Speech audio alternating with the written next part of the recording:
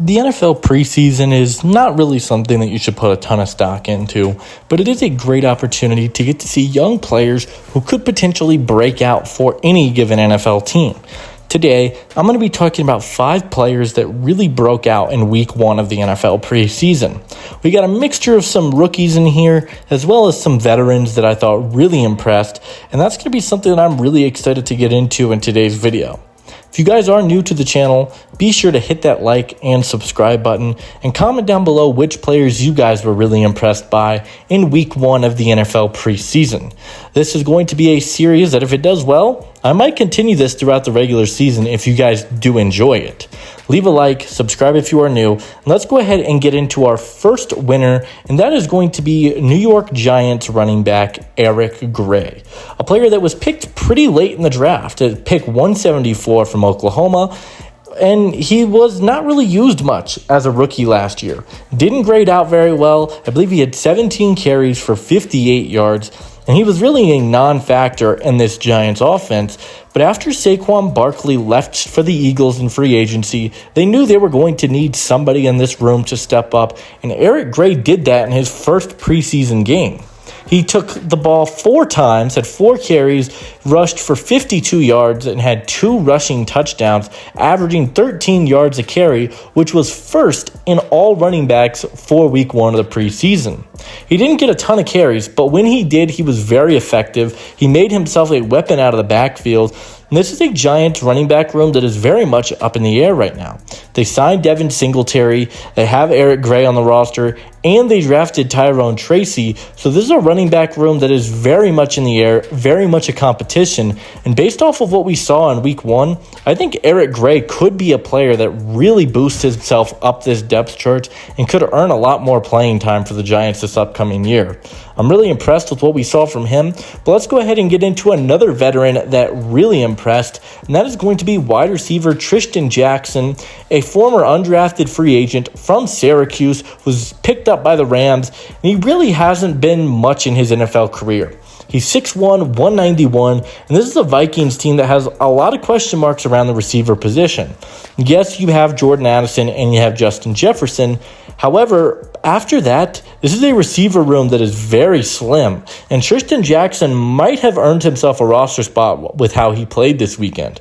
He immediately built chemistry with rookie quarterback J.J. McCarthy, who was another winner who didn't end up making my list, but he was targeted 5 times for 4 receptions, 100 yards, and he had a big receiving touchdown in this game as well.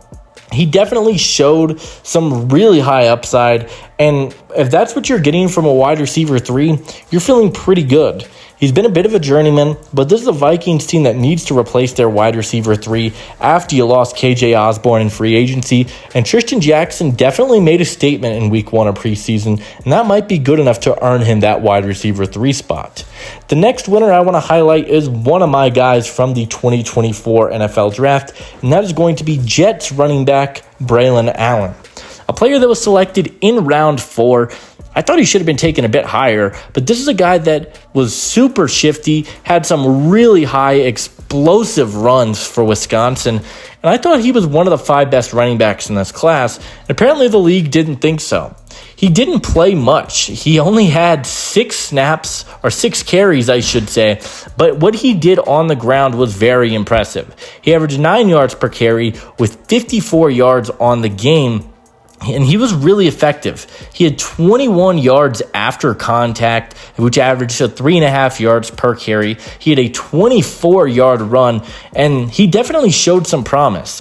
This is a Jets team that is pretty good in the running back room. I think Breece Hall is one of the best running backs in all of football right now, but you always need that number 2 option, and Braylon Allen is the perfect complement to Breece Hall. You've got your thunder and lightning in the backfield, and Allen definitely showed that power that he displayed at Wisconsin, his ability to put his head down, run through defenders, and stay on his feet, which is part of the reason why I loved him so much as a prospect. I think this was an amazing showing from a guy who was underdrafted, I think. I think he should have been taken a lot higher than he was, I think this is a big game from him that could definitely help him moving forward. Next, we're going to go with the guy that I think was a little bit overrated in the draft, and he might be shutting me up pretty quickly, and that is going to be Baltimore Ravens cornerback Nate Wiggins. This is a guy that really impressed. He saw quite a bit of action in his first week of preseason, playing in 43 snaps, but he really impressed both as a run defender and in coverage. He was targeted 6 times, allowing 2 receptions. We knew that speed was going to translate to the NFL level. What we weren't sure was his physicality. He was very small at the combine, but he looked fantastic and was very sticky in coverage and only allowed 8 yards on the game. He had 3 pass breakups as well in this game, which is incredibly impressive. And when coming downhill to make a run, he had 2 tackles, 1 run stop, and overall was very impressive in all phases. I like Nate Wiggins as a prospect. I didn't know if he was a first-round guy. He was kind of a fringe prospect to me. But a Ravens team that has been desperately searching for their number 2 corner for years opposite of Marlon Humphrey, it looks like they might have found their guy in Nate Wiggins. I think he had an incredible day, and I'm very curious to see how he progresses. And the final man that I want to mention is the number 1 overall pick in Caleb Williams. Nobody should be too surprised that Caleb Williams had a good game. You should come to expect it.